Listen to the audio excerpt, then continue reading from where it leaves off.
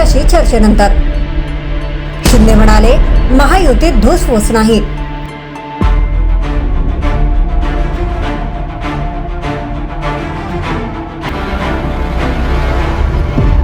उपमुख्यमंत्री एकनाथ शिंदे यांनी रविवारी भाजप नेते आणि केंद्रीय गृहमंत्री अमित शहा यांची सह्याद्री अतिथीगृह येथे भेट घेतली.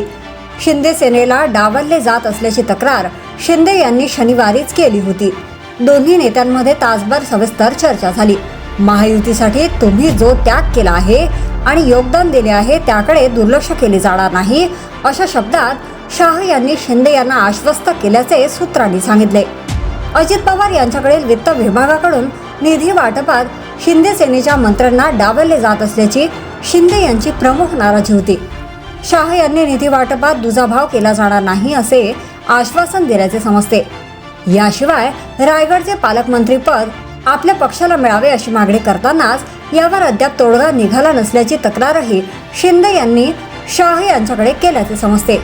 3 दिवसात तिसरी भेट. मागील 3 दिवस शाह राज्याच्या दौऱ्यावर आहेत. या दरम्यान शिंदे यांची शाह यांच्या बरोबरची ही तिसरी भेट आहे.